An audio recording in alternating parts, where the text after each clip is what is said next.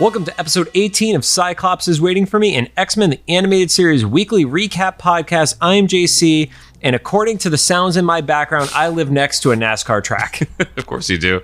And I'm Rod. You can look me up on Instagram or TikTok under Rod Kim Rocks. Cyclops is Waiting for Me is our weekly podcast series where we're going back and watching every single episode of the original 1992 X-Men the Animated Series in their original intended script order, building up to the release of X-Men 97 coming to Disney Plus in 2023, maybe April if internet rumors are true. By the time this goes live, that'll probably be disproven. We are a recap show about a series that came out 29 years ago. There will be spoilers in this episode, so if you don't want it spoiled for you, pause the podcast, watch the episode, come back, and we'll do our best to avoid mentioning anything about future episodes that we have not covered yet. And just for sake of transparency, we're not affiliated or sponsored by Disney and Disney Plus in any way, shape, or form, but our contact email is in our bio, Disney. Yeah. Or if one of the Marvel I should probably check games. That email. I haven't done that in weeks. We have like 7 offers. All from Disney directly. Yeah. Oh, there's no way they're sponsoring us. So don't forget to follow us on social media, speaking of, at Cyclops IWFM Pod on Instagram, TikTok, Twitter, and Facebook. Presumably TikTok is still random as hell, or in fact, Instagram Reels. So we might still be popping by then, I don't know. But now it's enough to... If you post the fucking things, Rod. Yeah. And of course, make sure to follow us on all your favorite podcast services. Finally, we record these episodes in batches right now. So if we're reacting to any news about the upcoming series, we may be a few weeks behind. Like usual. I think we already spilled our little news about Rogue's voice coming back like 3 weeks ago now for you. Which is like also 3 weeks after it actually came out. So this is 6 weeks late that you're reiterating. 2 months later. You heard it here last, folks. What are we going to do when the show is like live week to week? We're going to have to like record each week for 7 weeks or 8 weeks. We'll just do like a live. I don't know. I have no idea. Future problems.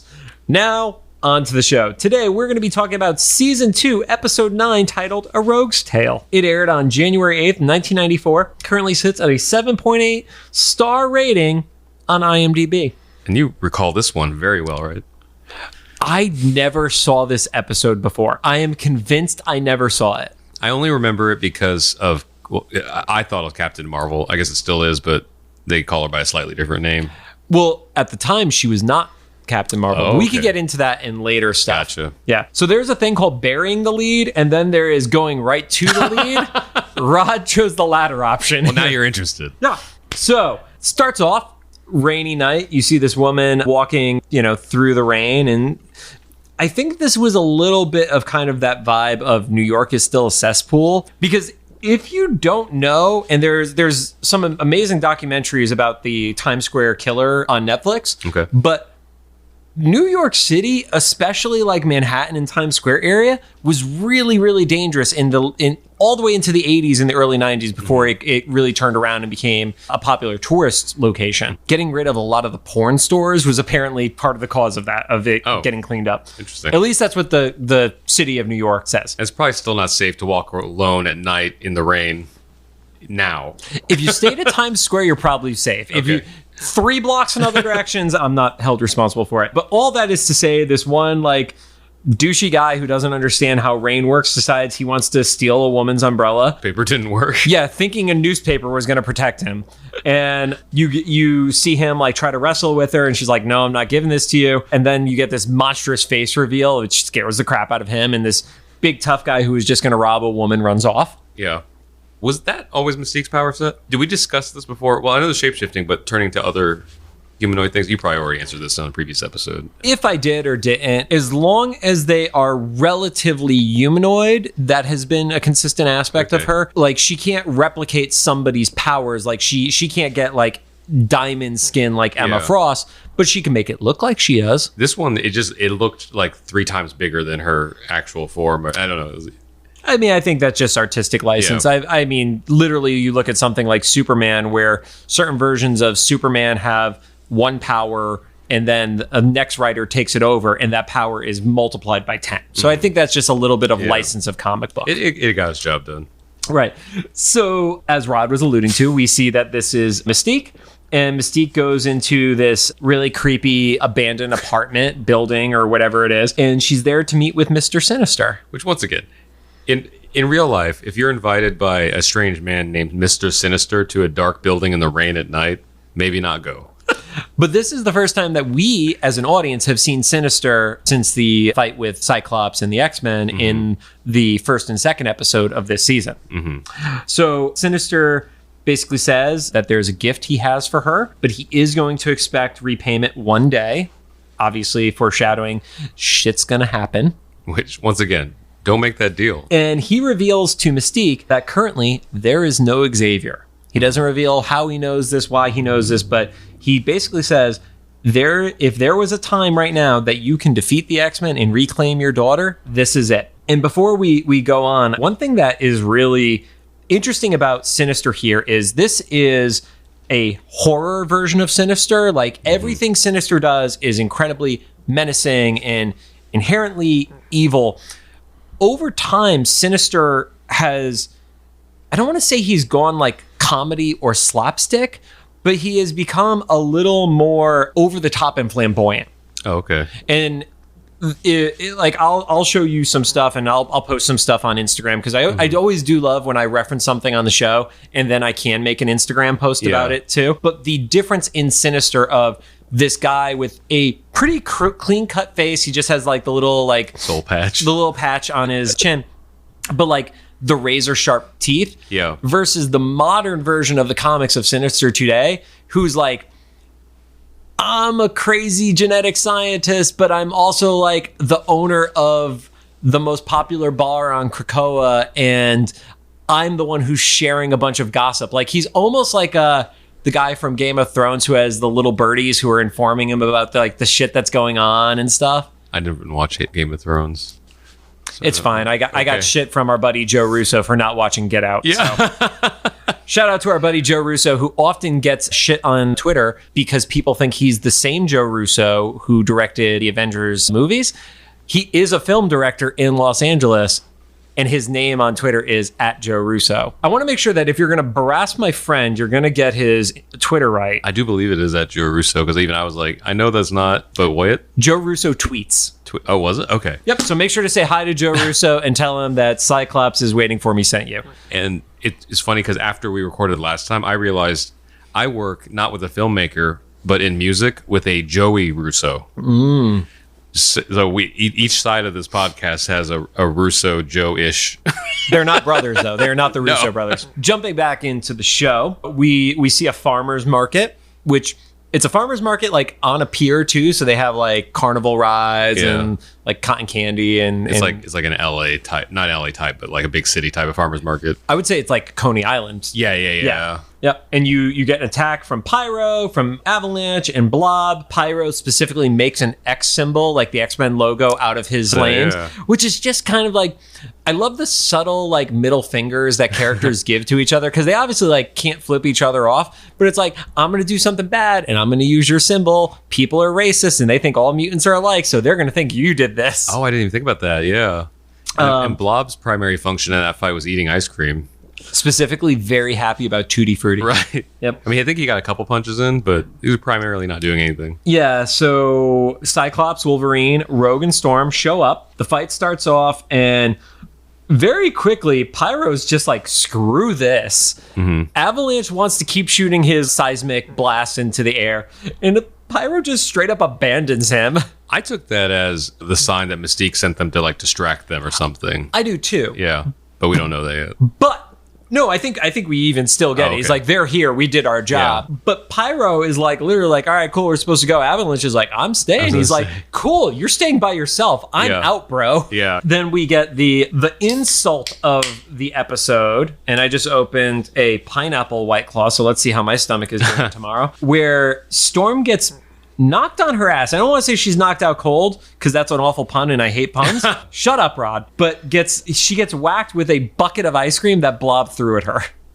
It's really classy stuff. Yeah. Rogue then proceeds to try to charge Blob, and she didn't learn anything from the first She didn't learn anything from their last encounter, because she just gets like bounced back. Like she just hit a giant rubber ball in a like fail video on Instagram. So she's like in one of these stalls that's been destroyed, and there's a woman that's kind of like standing over her, blonde features, stuff like that. We don't really know who it is at that point, but you see like a little bit of a flash, And it's a like green demon-esque face, but also has a little bit of the pseudo cowl aspect of a lot of superheroes with like blue outlines. We don't need to beat around the bush. Rob already talked about the fact that it's Ms. Marvel, and we can get into the details of that later, of how that happens. But yeah, she sees this face and it completely freaks her out. And she starts kind of having one of her screaming fits, which... Those are not pleasant. They are really hard to listen to because they're so like really legitimately uncomfortable.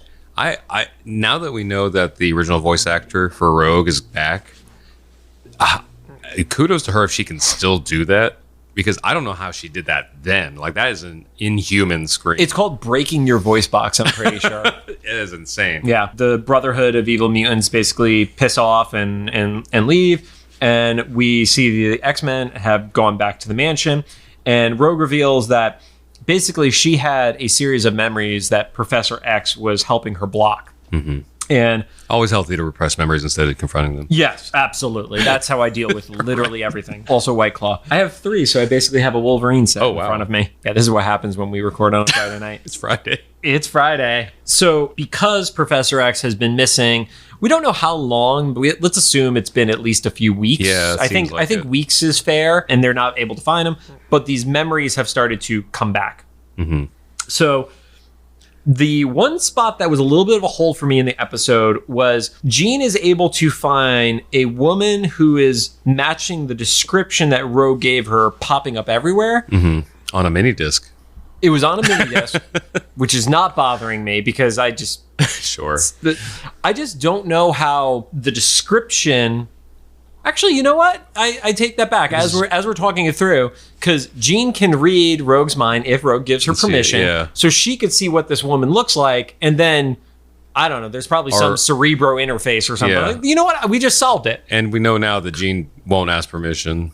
Again, there are some times when Jean is just going to pick up on stuff because it's such an emotional moment, Rod. Yeah. Stop trying to make her as evil as Professor X. Not necessarily trying to make her evil. Although, this time, though, it makes sense because Rogue is freaking the fuck out. Like hardcore freaking the fuck out. So if there was a time some random woman's image could flash in your head and you're a telepath, like that seems like it'd be one. Yeah. So Rogue kind of like goes outside. She needs a little bit of fresh air. Yeah. Goes to Wolverine, who is chopping Thirst Trap Wolverine. Got shirt off. With the single middle finger claw. Did you always notice, like, when he's doing this, he's using the middle finger claw, chopping wood with his claw, and this image of the woman pops up over Wolverine. So obviously that freaks Rogue out. She starts hearing voices in her head. She starts looking for Jean. And then you kind of go into like the depths of her mind, and you see the confrontation where Rogue is being accused of taking away this woman's life. Mm-hmm. So at the time, like, what are you thinking at this point? Because obviously I'm a little more loaded with who this character is because I've been reading the comics for so long. Were you picking up on who this woman was that Rogue had taken her life away? Now in the current viewing, yes, because I remember this episode. But I don't remember what I thought when I was a kid. I'm like 95% sure this is where I learned that Rogue got her powers from Marvel. Right. And it's always, so this in my head was the canon. Even the current Captain Marvel movie, somewhere in the multiverse, there's a Rogue that killed, this version of Brie Larson or whatever. We're going to get in trouble for that one. For the guy, I like Brie Larson. No, it's just the phrase out of context. Yeah. I'll tell you, Rod will not be making that as the clip for this episode. So, you essentially see Rogue having a freak out moment. She's like in the sunken place, speaking of Get Out. Yeah. Oh, I forgot. You don't know that reference. No. Okay. So basically, Get Out has several scenes like this in it. So they call it the sunken place. So whenever you hear somebody out in real life say like, "Oh, you've gone to the sunken place" or something, that's what they're referencing. You see very clearly at this point the Ms. Marvel outfit. In particular, if you look at the history of the character of Ms. Marvel all the way up to Captain Marvel as Carol Danvers, this outfit is described as the Warbird outfit. It's the one that's a little more like a leotard and such, as opposed to the original version, which was very inspired by the Captain Marvel colors at the time, like a combination of reds and blues. Very patriotic. As a not necessarily patriotic. It was related to Kree. So. Oh, the green. No. Red and blue was Kree? It was Captain Marvel shifted from a green and white suit to the red and blue combo. And then because Ms. Marvel is half Kree, she was adopting his style at the time. Gotcha. Yep. I also have the Death of Captain Marvel book that I need to read at some point. Specifically, it's male Captain Marvel, not Carol Danvers Captain Marvel. Going off on tangents again. Basically, Rogue throws a fit. She smashes a mirror.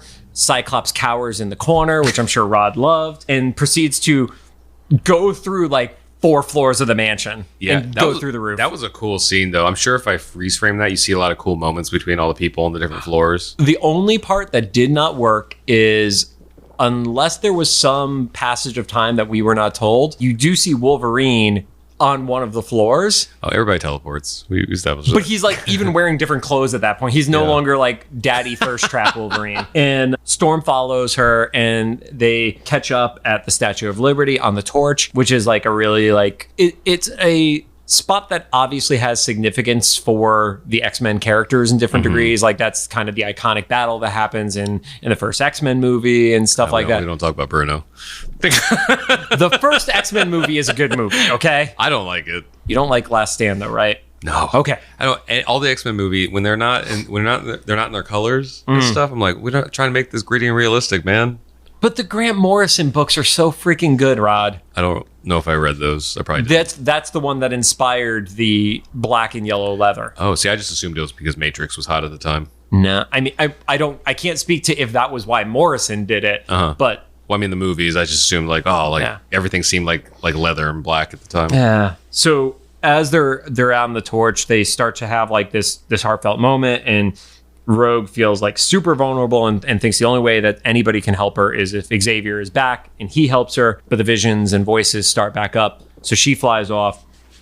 As she's flying off, she starts to get pretty heavy distance away from Storm, revealing that Rogue is quicker than Storm when it comes to flight and such. And the blonde woman's image, who we now at this point know is Ms. Marvel, is popping in front of her. Actually, I rephrase that. We don't know in the episode yet that it's Ms. Marvel, because Rogue has not even realized it yet. Yeah. So she goes to the hospital, breaks in from the roof of the hospital. A logistical question is, why is there a padlock on the roof from the outside and not the inside? That's a whole other... And a padlock of all things. Yeah. I mean, here's the thing. I understand the need for a lock, but I feel like it should be on the inside, not the outside. Because how does somebody lock it from the outside and then throw themselves off the roof to get off the roof? Nobody's been able to investigate that person who jumped for a while.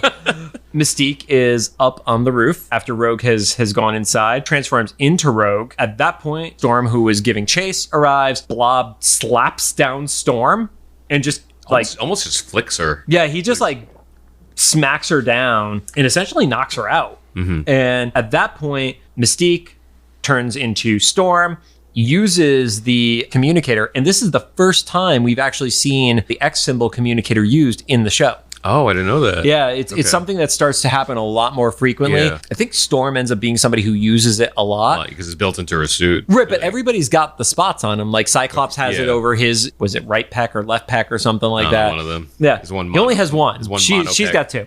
Yeah, the mono pec. It tells everybody to get down there. Sexy. As Rogue is going through the hallways, you see the blonde woman who they refer to as a Jane Doe, who's been there for a while, and unfortunately, since she's been there, has had no real change to her brain activity. The evil mutants all attack. It's kind of like a whatever fight. On the roof. Yeah, at this point, I feel like the combination of Pyro, Avalanche, and Blob have essentially become Squat, Babu, and Goldar from the Power Rangers. That's hilarious. In that they have power sets that could be useful, but they just kind of suck at using them. Yeah, they're just disposable goons. Yeah, and they've become the goons, and Storm has recovered at that point and literally, with a wind tunnel, yeets all 3 of them into the sky. We get Mystique has now transformed into the blonde woman and starts leading Rogue through the hospital, makes her chase her on a elevator, which Rogue like blasts through the floor of the elevator. For subtle again. I mean, fuck if there was an actual person in there. Right. Well, they're already in a hospital. If you fall through the bottom of that elevator shaft, it does not matter that you're in a hospital, Rod. The good part is the morgue is usually on the bottom floor. Oh, no. When we were talking about, we got dark on the roof and the bottom floor. Or you did. I did. Yep. Grew up with a grandfather owning a funeral parlor. Deaths about joke. Don't bother me. Rogue follows Mystique into this room, and Mystique reveals herself. Rogue obviously recognizing her from the assassination episode. Like, what are you doing here? Why'd you do this to me? And Mystique says she wants to help Rogue remember her past. And I thought it was really, really vulnerable here, again, for Mystique, because she obviously cares about Rogue in a messed up way, but like a daughter, even though they're not blood, of course. But she's like, no, touch me and take my memory. Like, see that what I'm telling you is true, and I want to help you remember your past. Basically saying, like, Xavier has clouded your judgment and you deserve to know. So we replay Rogue's first kiss, which, if you remember the episode where that happens, it goes badly because that's the moment her mutant power manifested. Yep, it's all the absence films and True Love Waits that did in youth group showed you that's what's going to happen. Yeah, her dad disowning her. We jump to her having a very obviously bigoted father who no daughter of mine, which causes her to run away. She goes to what is likely a trope of the time of somebody leaving would go to a train station or a bus station and they just need to get out of town. In the pre-internet world, if you left your town, you didn't have a cell phone with you. You didn't have a social media profile that people would be just looking and be like, oh, well, they're in LA now kind of thing. Even in the early 2000s, I remember post-college, I had a really bad breakup, and God, this was such younger Rod. I had a really bad breakup and I was like, I need to leave. And we did have the internet, but it was still a little bit more common to just go to the airport and find out flights. Yeah. So I packed a bag and I went to the airport and found my first flight to Scotland, and I just left the country until I got my head straight. So I get it. At the bus station, this older looking woman, and I would say, like, let's get the impression of like mid-40s-ish. Middle age, yeah. Yeah. How old we are now? You are. I will be. I'm still young at heart. You're more of a boomer than this woman in the episode is, who basically says, like, are you okay? Let me help you. And we don't ever get the reveal that it's Mystique at the time. That's the part why when Rogue sees this woman in the assassination episode, it's kind of a big moment for her. She just thought that this woman was involved with Avalanche and Pyro, and they're doing a bunch of training with her. At the time, I had like Mystique kind of lets Rogue terrorize Avalanche and Pyro because they look very much in pain when she's taking their powers. I mean, they are disposable doofuses. Yeah. But Rogue does get to make a puppy out of fire. So she makes a fire puppy, and this is actually one of the power mistakes that happens, which is actually, they're the ones that are just so far off, like the Domino having what looks like wind powers, which just breaks my brain. But Pyro is not able to conjure flame. He is not Johnny Storm. Yeah. He's able to control flame. So that's why if you look at Pyro, for the most part, he has the little flamethrowers that are built into his suits because he needs to start the flame, versus there was nothing on fire for her to take over, where she just started making fire. But neither here nor there. There is a very cool throwback to the outfit she's wearing, which resembles one of her original suits from the comics. It's cool. Before we get to the obviously iconic 90s Rogue, which is the green, the yellow, and the bomber jacket. So they head to a military base, and at that military base, they steal a jet. And As you do. And Rogue is apparently trained by the woman, her mama, to steal and fly a jet. Yeah, and just to, which should be a flag, right? Just obey orders. But I guess we still have to remember, even though we see Rogue as an adult and stuff, at this point she's still pretty much a teenager. Yeah, she's a teenager. She's like 17 at that point, because, and this is a little bit of a comic book inference here, the character of Carol Danvers is a part of the U.S. military. She's not a part of S.H.I.E.L.D. or anything like that. So it would actually make sense that Ms. Marvel was already there, and she may have had a secret identity. So because we never actually hear her called Carol Danvers or Carol at all in this episode. Well, we do, but we will get to that. Okay. So she pops out and Rogue takes off in the jet. Ms. Marvel, which I also did like, there's a moment, I believe it's Blob, who calls her Miss Marvel. Yes. And she goes, that's Ms. Marvel. And it's like, girl power. Yeah. So she chases down Rogue, rips off the roof of the jet, and then proceeds to pull it down. As that's happening, the jet starts to lose control because Carol is a pilot. Yeah. She knows how to safely like write and land this thing. And Rogue proceeds to grab her, start absorbing her powers, and does something that up to that point she has not done before, which is to not let go. And it's Mystique tells her to Mystique is telling her to hold on. They end up crashing to the ground from that. And again, unlike anything she's ever done before, the powers fade away normally if she taps into somebody else. But this time she has kept the powers, and she's also retained aspects of a green evil version of Captain Marvel in her memories, and it basically starts to break her and causes her to run away because she realizes that Mystique is not there to help her. Yeah, because it's essentially they kind of imply that it's basically Ms. Marvel's soul, like, or what you could define as a soul in this situation. Yeah. Like, it's not just her memories, because her actual body is just completely like, because they mentioned before she has no brain activity or no change. Yeah, no change in her brain activity. So as Rogue is running away for a second time, which she mentions it's the second time she had to run away from a place she considered her home, Xavier calls out to her and just is like, "Mutant, let me help you." And unfortunately, Xavier says he can't return Ms. Marvel to her body. At that point, Ms. Marvel tries to take control, and you actually start seeing that Rogue has taken on some of Mystique's shape-shifting abilities, and they kind of have like a struggle of identity going on at that point. Yeah, like Ms. Marvel starting to take over the body and utilize the shape-shifting, which is like, that was a really cool detail. Yeah. As that is happening, they fly off with Mystique in her grasp, so to speak, and they just can't keep up with her. She's going so fast, and just you can't keep up.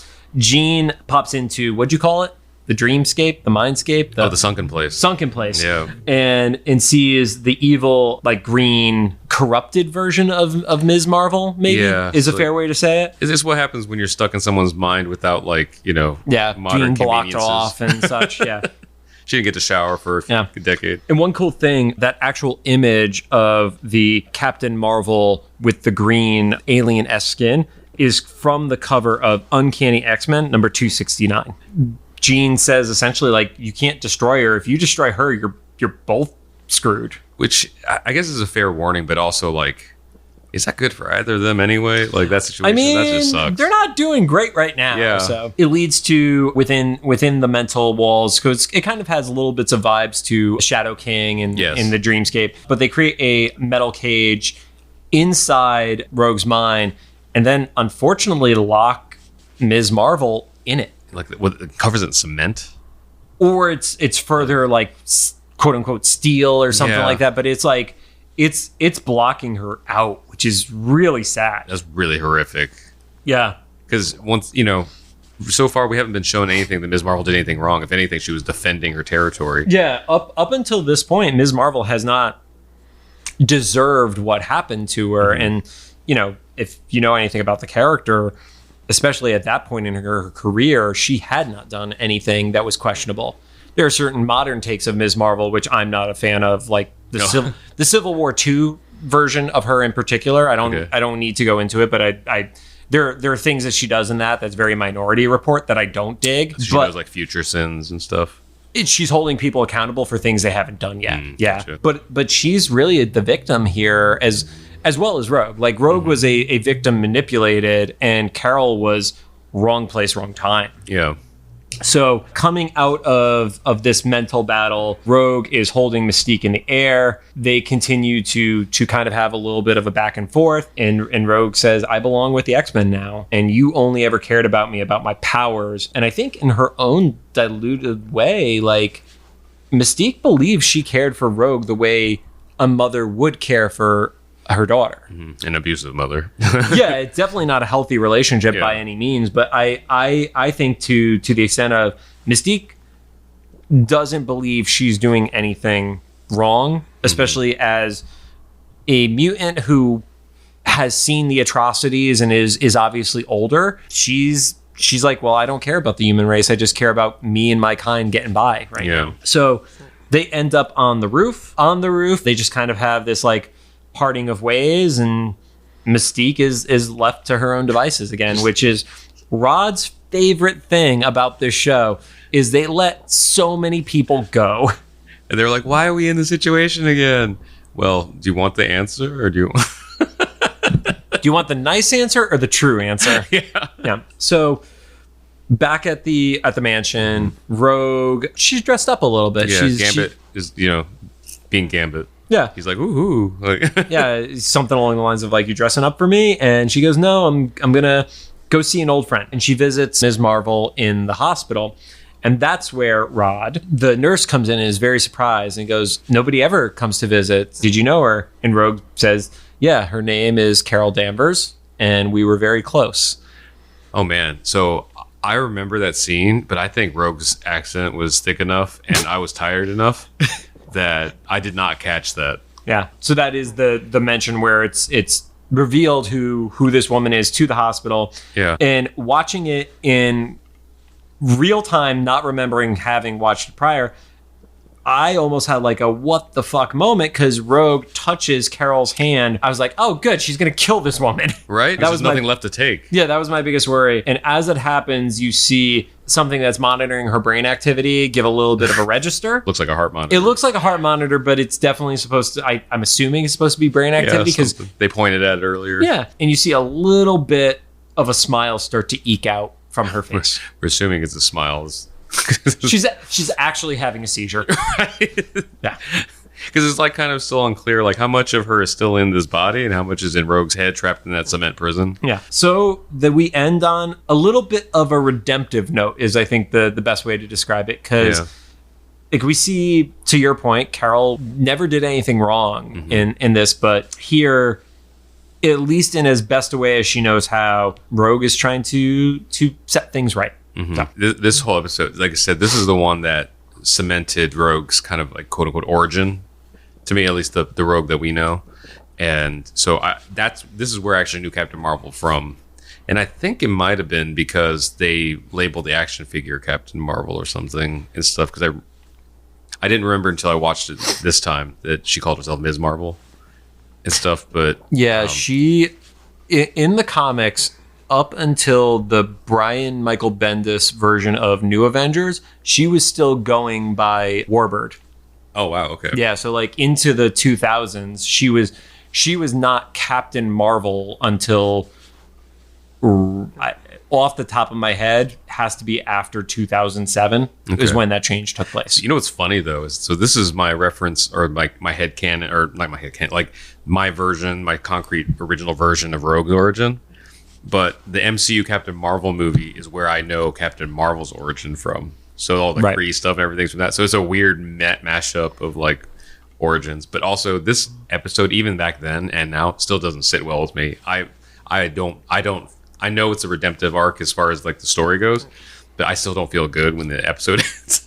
Well, that's the thing is that is very reminiscent to Rogue's origin in the comics, and that is a problematic aspect of Rogue is she got her powers from a soldier who was doing the right thing. It wasn't a soldier who was following orders. It was a soldier who was doing the right thing. And it ends up leading in the comics to Captain Marvel, to Carol dying, not from Rogue, but from her coming back, Magneto killing her. And then, I mean, nobody stays dead in comics, especially in the modern X-Men. I keep telling Rod about like the resurrection protocols on the Krakoa era. Yeah. And he's just like looking at me with eyes glazed over. He's like, wait, so Wolverine has died how many times in the last like 2 years? And it's got to be at least 16 or 17. Yeah. Also, now, if you weren't familiar with this story with Rogue and Carol Danvers and stuff, now you kind of know why they rushed Captain Marvel in the MCU, because X-Men are presumably going to be introduced into the MCU pretty soon or relatively quickly. I think they needed their Superman, to be totally honest. Well, they needed that. Yeah. But also, like, they're like, listen, we're only going to get so many movies with this lady before something's going to happen. And it's going to be really hard to re-edit this origin. Because I feel like this is a pretty strong point of Rogue's story, right? Like, there's not very many alternates of her getting those powers. It's a very strong version of the origin story for Rogue. Like, even off the top of my head, I can't think of alternate versions that stood out to me from like alternate timelines and stuff like that. That said, we don't even know who is going to be in the modern X-Men when they do get debuted. Yeah. So hopefully this show kind of influences it, though. Yeah. We want to see that Southern Belle Yeah. Rogue. As far as anything else from the notes and stuff like that, we already talked about this the first time seeing the excommunicator used. The origin very reminiscent of the comics. One of the questions that's addressed is what happens when she doesn't let go? And this is why we see why she does let go. Yeah. Because otherwise she is going to take more than just a normal human's energy or a mutant's powers, like when she took this optic blast from Cyclops. So, and then oddly enough, 3 episodes in a row didn't have a Magneto and Xavier moment. But this one, Eric Lewald actually addresses in the book that he believes they had one planned, but they were probably running so long on the story that they had to cut it in favor of keeping Rogue's origin the whole length. Yeah, they were skipping enough as it was. Right. Not skipping. You could tell some parts were like going a little faster. Any final thoughts, Rod? No, this is one of the few episodes I actually remembered for the most part, you know, at least the overarching. Like, Which is hilarious to me, considering the goldfish. yes. I remembered her being introduced to Captain Marvel in this episode, and that's how Rogue got her powers. That, at least that principle spec. I don't know if I remember the hospital stuff and everything else, but I don't know. It was this is one of the episodes that stuck with me through the years. Thank you guys for joining us. If you have any thoughts, make sure to drop them into the comments for either the YouTube upload or the official Instagram post for this show. If you liked what you heard, we'd appreciate a rating on a podcast app of your choosing. 5 stars would be awesome. Subtle. You can find us on Apple Podcasts, Anchor, Spotify, Google Podcasts, Castbox, and I hope that Rod's TikToks are doing just as good, so he never is allowed to stop posting them. As long as I remember, I forgot last week and we try to catch up. We might have found a better day to post them, or reels are being random again.